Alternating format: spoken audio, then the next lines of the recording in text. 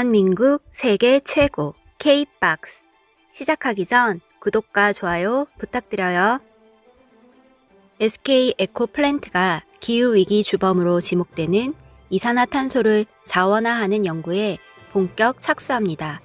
SK 에코플랜트는 지난 21일 서울 종로구 수성동 본사에서 고려대학교 산학협력단 심상준 교수 연구팀과 함께 환경에너지 사업소 배기가스의 생물전환 CCU 공동기술 개발을 위한 업무 협약을 체결했다고 24일 밝혔습니다. 이날 협약식에는 김병건 SK 에코플랜트 에코랩 센터 대표와 조석주 고려대 산학협력단 단장, 심상준 고려대 화공생명공학과 교수 등 양측 관계자들이 참석했습니다. 이번 협약을 통해 SK 에코플랜트와 고려대학교 심상준 교수 연구팀은 소각시설에서 폐기물을 태우는 과정에서 배출되는 이산화탄소로 미세 조류를 배양한 뒤 가공을 통해 플라스틱 대체 원료 등으로 활용하는 기술을 공동 개발하기로 했습니다.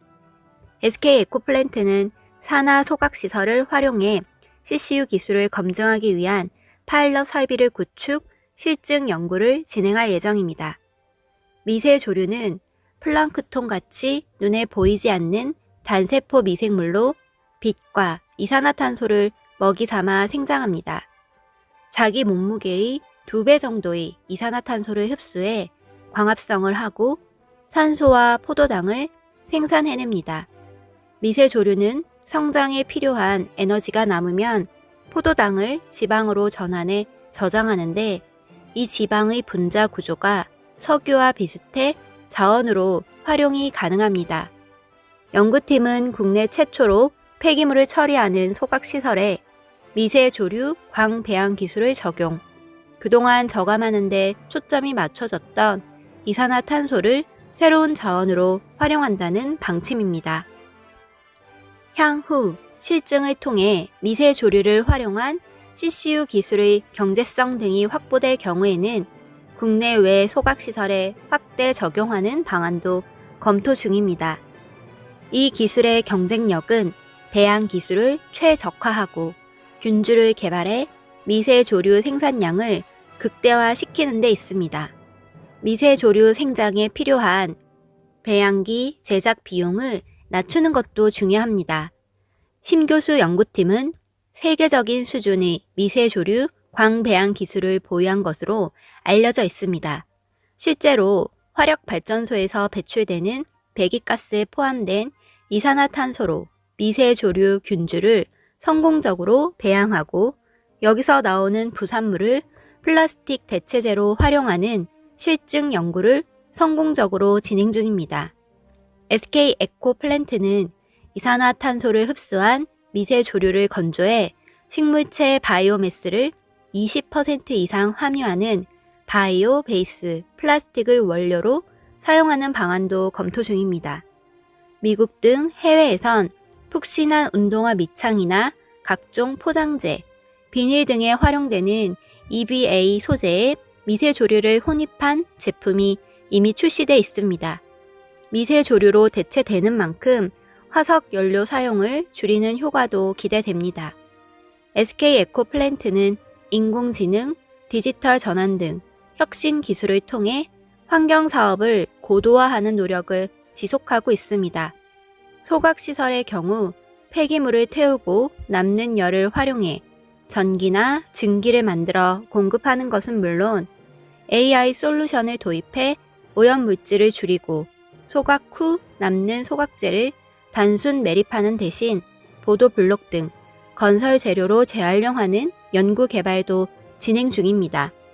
추가로 폐기물 연소 과정에서 발생하는 이산화탄소까지 재활용함으로써 소각시설을 순환 경제의 작은 모델로 만들어 나간다는 청사진입니다. 김병권 SK 에코플랜트 에코랩 센터 대표는 자연에서 공급되는 태양광 에너지와 감축이 필요한 이산화탄소만으로 유용한 자원을 만드는 것이 이번 연구의 의의라며 SK 에코플랜트는 혁신 기술을 통해 환경 사업을 고도화하고 순환경제를 선도하기 위한 노력을 지속할 것이라고 밝혔습니다. 지난 2021년 5월 SK건설은 SK에코플랜트로 사명을 변경하고 새로운 여정을 시작했습니다. 지금 전 세계는 쓰레기, 온실가스, 기후변화 등 심각한 환경 문제로 인해 생존 자체를 위협받고 있습니다. 이에 SK에코플랜트는 기존 건설 사업에 더해 환경에너지 솔루션 기업으로서 사업 포트폴리오를 확장하고 인류 환경을 본래의 모습으로 되돌리는 도전을 시작하고자 합니다. SK에코플랜트는 EMC 인수와 볼트온 전략에 따른 환경기업 M&A를 통해 명실상부한 국내 대표 종합 환경회사로 성장했습니다. 수처리, 폐기물 소각 매립 등 각 환경산업 영역에서 국내 최대 규모의 처리 용량을 확보했고 기존 보유한 엔지니어링 기술을 적용해 산업을 한 단계 높은 차원으로 진화시켰습니다. 그리고 이러한 진화 속도는 더욱 가속화될 것입니다. 인공지능, 디지털 트랜스포메이션 등 4차 산업혁명 기술과 친환경 폐기물 처리 기술을 상용화해 낙후된 환경산업을 발전시키고 3R 기반의 웨이스트 제로를 실현하는 혁신 솔루션으로 사업 영역을 점차 글로벌 시장으로 확대해 나갈 것입니다. 신재생에너지 사업은 수소연료 전지 사업, 태양광 사업, 해상 풍력 사업 등을 지속적으로 펼쳐 친환경 에너지 공급을 가속화하고 국가 탄소 중립 달성을 위한 솔루션을 제공할 것입니다. 또한 환경 문제를 해결하는 에코 솔루션을 통해 지속 가능한 건설을 추진할 것입니다. 우리나라 온실가스 중 이산화탄소 비율은 2018년 기준으로 91.4%에 달합니다. 사실상 이산화탄소 한 가지만 통제할 수 있으면 우리는 지구온난화 문제에서 어느 정도 자유롭다고 이야기할 수 있습니다. 2021년 한 해 전 세계 이산화탄소 배출량은 총 364억 톤, 실로 막대한 양이 대기 중으로 퍼져나가고 있습니다. 이런 이산화탄소를 우리는 어떻게 통제할 수 있을까요? 도대체 왜 이렇게 많은 이산화탄소가 발생하는 것일까요? 사람들이 에너지를 얻기 위해 탄소를 끊임없이 사용하기 때문입니다. 최소한 배출하는 양이라도 줄여보기 위한 각고의 노력들이 이어지고 있지만 문명 생활을 포기할 수는 없는 일입니다.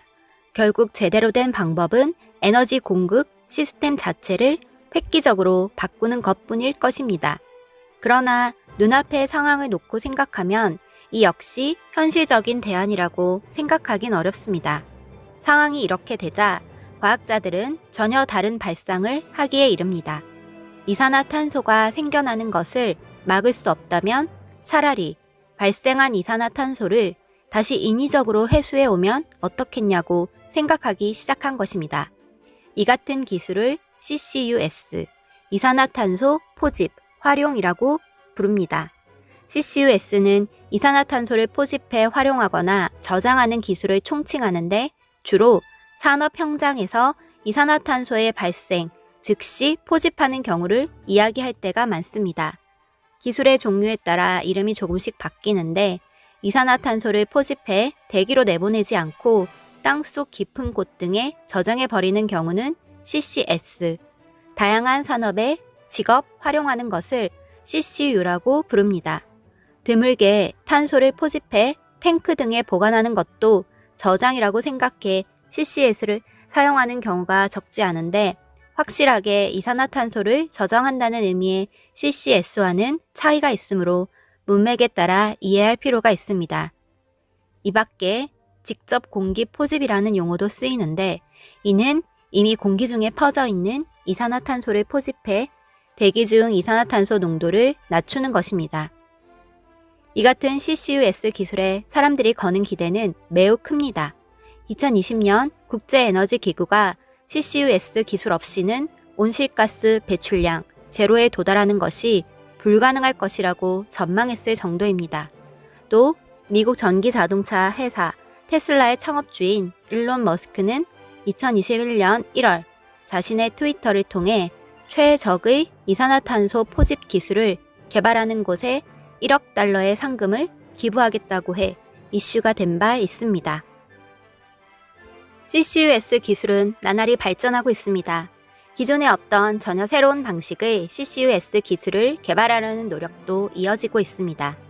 SK 에코플랜트는 흡착 방식으로 이산화탄소를 포집해 액체 형태로 저장하는 기술을 보유한 기술 기업, 주 카본 밸류를 발굴, SK 에코플랜트의 연료 전지에서 발생하는 이산화탄소를 포집, 활용하는 연료 전지 넷 제로 실증 사업을 추진 중입니다.